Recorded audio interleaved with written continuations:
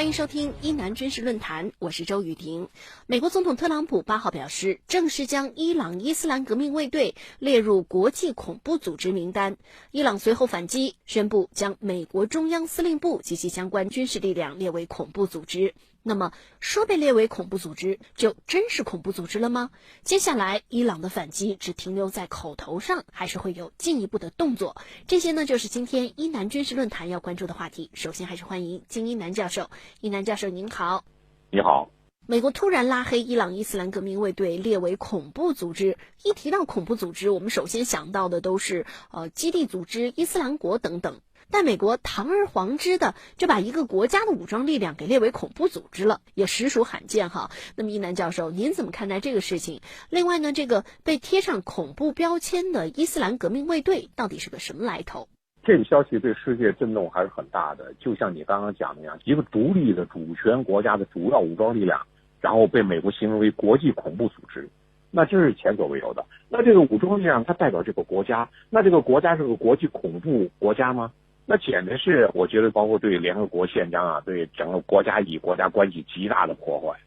2007年的时候，奥巴马政府就曾经宣布过，就是伊朗革命卫队下属的圣城旅为国际恐怖组织，因为他觉得呢圣城旅是相当于伊朗的革命卫队一个外向型的力量。你比如在黎巴嫩那边活动比较多，他认为是支持了黎巴嫩的恐怖分子和巴勒斯坦的恐怖分子，但是把整个伊朗的共和国卫队宣布为恐怖组织，那这是前所未有的。主权国家关系中也从来没有出现过这样现象。伊朗有2个武装力量，一个是伊朗伊斯兰革命卫队，还有一个就是伊朗国防军。我们今天看到世界上可能除了伊朗还没有一个国家拥有2支正规的力量。伊朗的伊斯兰革命卫队也有陆军、海军、空军的3军编制，而且他这个军队呢与伊朗国防军是平行的，他们2者之间还有一个联合指挥司令部，共同协调完成指挥。从它的来源看呢，主要是1979年的霍梅尼领导的所谓伊斯兰革命推翻了巴列维的政权。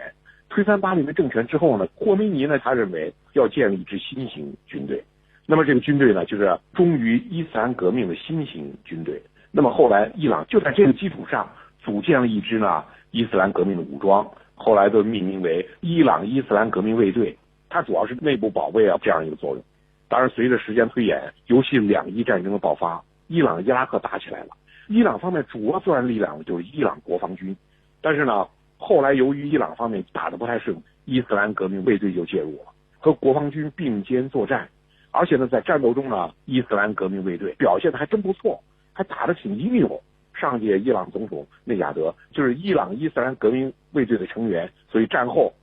伊朗的伊斯兰革命卫队几乎拥有了和正规军完全一样的待遇。听您的介绍，伊斯兰革命卫队从成立之初到后来参加了2伊战争，虽然说这个任务范围有所拓展，但是呢，它还是保卫伊朗国家安全的一支武装力量，并没有像美国说的什么在全球范围之内从事恐怖活动。对，伊斯兰革命卫队即使庞大到了今天有10万多人了，它的整个目的构成还是伊朗的内卫力量，还是保卫伊朗伊斯兰革命的成果。它陆军是个轻型的陆军，它主要单位还是内卫型的，所以它没有必要配那么多的重武器。话说回来了，你要把这样一支力量定义为恐怖组织，那你得有证据啊。伊朗的伊斯兰革命卫队，它出于它的信仰，它确实对巴勒斯坦支持。那么支持巴勒斯坦人力量很多啊，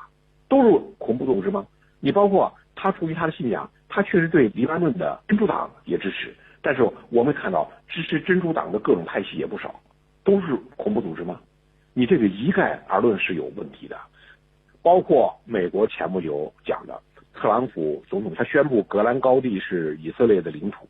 我说你要注意，戈兰高地完全是叙利亚的一部分，你作为超级大国，你强行宣布它成为以色列主权国家的一部分的时候，连以色列都不敢承认戈兰高地是他的，美国宣布戈兰高地是以色列的，你这种行为什么呢？只能导致恐怖主义的蔓延。当地的人没有办法，他们没有现代化的武器，没有大量经费武装，他们采取了最原始的手段，这手段今天被美国人全部概括为就4个字：恐怖主义。这是今天呢我们要注意不平等的国际秩序、不平等的国家关系所产生的问题，而并不是这些组织本身的问题。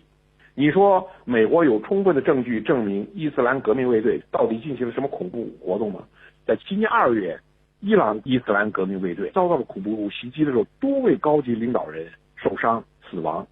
你说伊斯兰革命卫队它是恐怖组织，所以说美国它今天并没有充分的证据证明伊斯兰革命卫队是恐怖组织。它今天出于什么呢？以色列的关系，以沙特的关系，必须高度的孤立伊朗。所以特朗普一上台，从退出伊核协议到经济全面制裁伊朗，到宣布伊朗的伊斯兰革命卫队是恐怖组织，它是美国孤立伊朗、整垮伊朗的一系列的行动。就是抛开每一个事件的事实真相，美国的目的就是要制造一系列的事件，给伊朗打一套组合拳。对，组合拳很合适，它就是用一整套的组合拳打击你，而并不是在于每一次单一行动怎么样，它到底是不是恐怖组织，或者说是呢，伊朗是不是在发展了核武器了，不在于这些细节的争论，而在于呢，美国就是一定要整垮伊朗，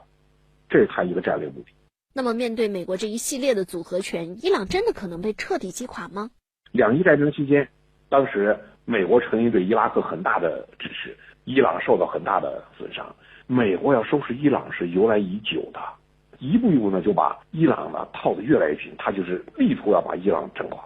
但能不能整垮，我们说这很难说。你看伊朗的老底子，我们经常讲历史上，你的波斯帝国，它的波斯的文化传统，它的精神来源，你从各种角度来看，伊朗虽然现在经济很困难，但是经济呢，它能够在一个自主的水平上运行，它不是很高的水平，它也不会被你的封锁所整垮。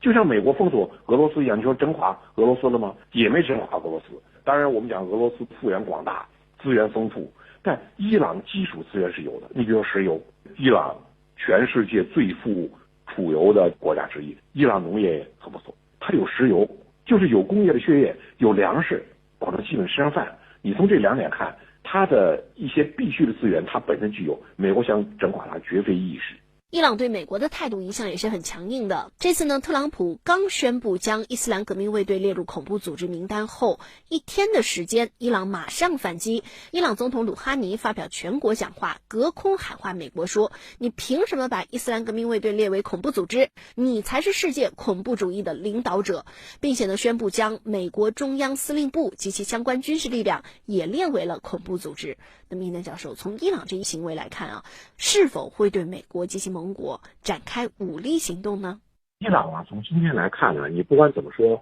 它也非常困难，在美国的经济制裁下，欧盟呢表面上支持伊朗，表面上维持伊朗经济关系，美国退出伊核协议，我不退出，我继续与伊朗保持经贸往来，但是呢，那个经贸往来少得可怜了，现在已经下降了很多。实际上，欧盟根本不是个独立的力量，它完全是为美国马首是瞻的。在这种很困难的条件下，你说伊朗今天采取什么主动行动？不可能的。伊朗的所有行动，它都是被动的反应。所以说呢，我们看伊朗宣布美国的一部分武装力量是国际恐怖力量，这个反应并不是说伊朗要生事了，伊朗要大规模跟美国干一场了，不是的。伊朗他所有的行动采取的是什么呢？防卫性的行动。那么就在美国拉黑伊朗的第2天，就是以色列的议会选举日。以色列总理内塔尼亚胡对特朗普的举动表示了热烈欢迎和感谢，他还专门在推特上写道，感谢你们对我的又一个重要请求做出回应，这符合我们的利益，也符合地区国家的利益。内塔尼亚胡言下之意似乎是正是因为他的请求，美国才拉黑了伊斯兰革命卫队。那么伊南教授，美国政府近期在中东地区屡放狠招偏袒以色列，以色列现在看似无限风光，但您觉得这风光的背后会是什么呢？其实在这种情况之下呢，只能造成以色列的越来越孤立。你看现在在阿拉伯世界，以色列关系最好的沙特都开始保持沉默了。沙特也想把伊朗整垮，但沙特也明白，如果在这种情况下，以美国站在一起，以以色列站在一起，将在整个阿拉伯世界陷入孤立，包括科威特、卡塔尔、阿曼等等这些海湾地区国家亲美的，都不敢贸然的跟美国跟以色列站在一起，因为呢，你要是这样的话，你将被阿拉伯世界所不容。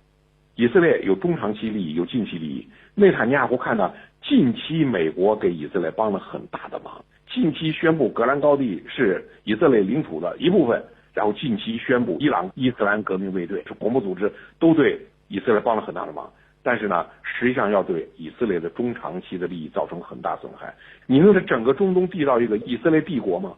没有可能。你不管对你的邻居怎么高兴也好，不高兴也好，你还得实实在在以他们生存下去。你实实在在以这邻居生存下去，那周围这伙仇恨你的邻居，还对你友好的邻居，对以色列国家安全事关重要。当周围都是仇恨你的邻居的时候，那以色列的实实在在将生活在恐惧中。你不断的要恐惧，邻居有没有飞弹过来了？邻居有没有火箭过来了？邻居是不是埋了路边炸弹了？那么就这样，你说国家的粗鲁包括世界粗鲁再对抗吗？你对抗下去，只能造成越来越分裂，越来越割裂，对抗越来越惨烈。如果你摒弃谈判，摒弃合作，摒弃和解，那么未来带来的只能留下冲突的灾难，结局就是这样。好的，非常感谢金一南教